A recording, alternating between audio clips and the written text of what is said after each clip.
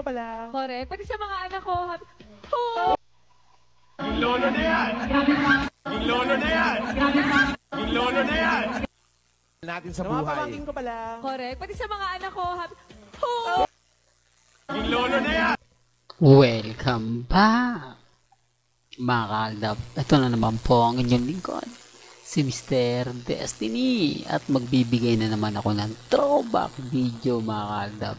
Ito yung isa sa rason, mga kaaldab, na kung saan kitang-kita nyo, mga kaaldab, yung talagang totoong nagaganap kina Alden Richards at kay Maine Paul Quezon. Etong part ng video na to na kung saan kita nyo, ramdam po ninyo yung mga sinabi ni Alden Richards o yung binubulong niya kay Mengay. Kasi alam niyo, sa totoo lang po, wala naman po talaga nakakaisip o sabihin na natin na ito yung mga panahon na paghihiwalayin po sila. Hindi po ba? Na lahat tayo masaya para sa dalawa. Lahat tayo nakita, nasaksihan ang totoong pagmamahalan ni na Richard Paul Quezon at ni Maine Paul Quezon. Hindi po ba? Hindi, real to kaya, mga kaaldab. At dito naman po sa part na to, sinabi ni Alden Richards na magiging lolo na yan. Ito yung panahon na kung saan si Lola Linda rin po ang nagbalita. Galing naman po kay Daddy Bay. Kaya ang dami nating resibo at ebidensya na magpapatotoo, magpapatunay nga po para kina Alden Richards at kay Maine Paul Quezon.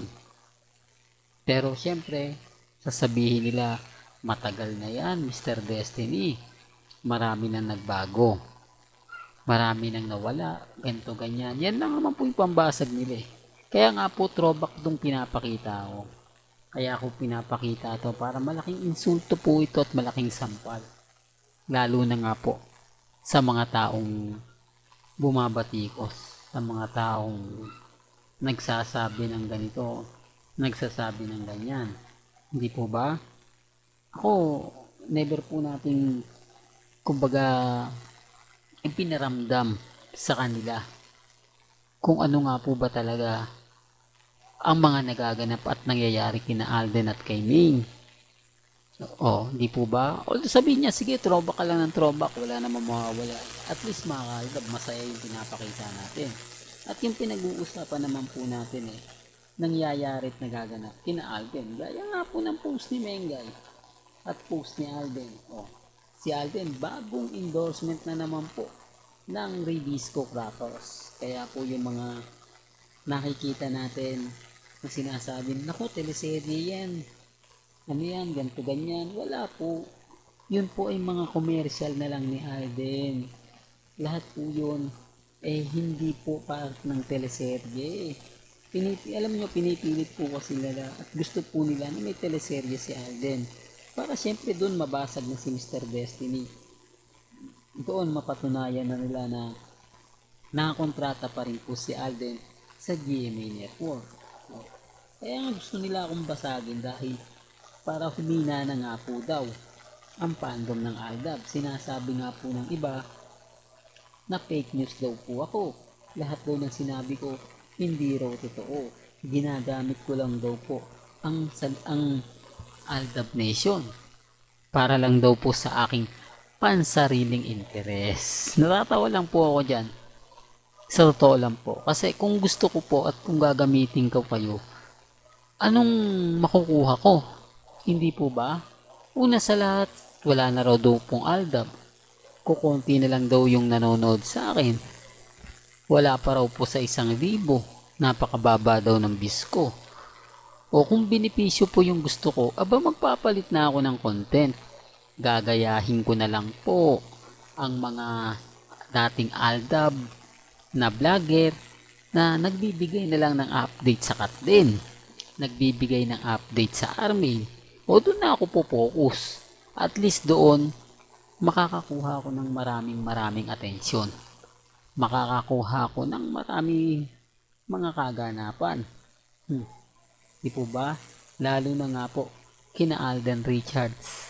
Ang ibig kong sabihin, kina Catherine at Alden Richards, kay Congressman Arjo, at kay Maine. At siyempre, kung ano-ano yung mga ibabalita nila Ogie Diaz, sasakyan ko na lang. Gaya po ng mga pinopost nila ngayon. Pero hindi ko yung pinapansin kasi hindi naman po yung totoo. Alam ko na kung may reliable source po sina Christopher Min, Ogie Diaz, dapat meron din silang ebidensya at resibo na hinahanap po sa akin. Wala naman po sila maipakita Wala naman po silang maibato. Sino ngayon ang fake news? Kaya sabi ko sa inyo, kasi ako mga kaaldab, sa totoo lang po, since 2015, aldab na po ako. Ano man po mangyari, ano man po ang kumbaga sabihin nila, hindi po ako natitinag. Hindi po ako bibitiw. Kahit ko konti na lang po yung nanonood, mananatili po akong aldab. Yan po yung itatak po ninyo sa puso po ninyo. Never po akong susuko. Never po tayong kakampi sa gusto nila, o never po tayong sasang-ayon sa kanila kahit araw-arawin po nila, nako fake vlogger yan, gusto lang niyang ganito, gusto lang niyang ganon. Kaya natatawa na lang po ako sa kanila paulit-ulit na lang daw po yung update ko, paulit-ulit na lang daw yung post ko, yung mga post ko. Yan po yung mga binibigay nila Maine at ni Alden Yung mga kaganap ni Alden, nasaan nga po ba siya? Nasa photoshoot. Pagkatapos niya, pupunta kay Dr. Vicky Bello. Ganon din si Mengay. Yun naman po talaga yung totoo Wala naman po sila may pakita. Hindi nila masabi na si Mengay nandito, si Mengay na andon. Pag yung sinabi ko nasa Bulacan si Mengay, kasama yung mga chikiting nung weekend, ang dami nag-react mga kaaldab. Sinasabi nila, nasa Mateo Restaurant si Mengay, nagmamanage ng kanyang business. Bakit yung business ni Congressman Arjo hindi minamanage ni Mengay? Bakit never pong pumunta si Mengay sa Inasal Republic ni Congressman Arjo? Taliwas yan sa mga binabalita ng iba. Taliwas yan sa mga komento ng iba. At bakit ipapangalan mo naman sa mga magulang mo ang isang restaurant kung meron ka na nga pong hobby? Kaya nga sabi ko sa inyo, Mateo, Maine at Baby Teo lang po yan. Pero maraming guilty, maraming naiinis, maraming galit-galit na sinasabi ko normal lang naman po yun. Ayaw po nilang ibalita ko yung mga nangyayari. Kaya nga pagkasabi natin nasa Bulacan si Mengay, agad-agad may reaksyon. Normal lang pupunta kasi may business si Maine. Bakit yung McDo ni Mengay? Lalo na po pag anniversary, hindi niya pinupuntahan.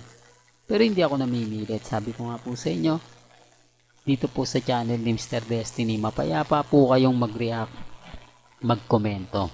Pabor man o hindi yan, nire-respeto ko po yan. Hanggang dito na lang po ang ating latest updates. Kaya kung gusto niyo pa po ng pinaka-latest at sariwang update, abay tumutok lang po kayo dito po sa channel ni Mr. Destiny para updated po kayo sa mga bago at sa mga latest na i-upload po natin maya-maya lang. Hanggang sa muli, salamat po sa panonood at pakikinig.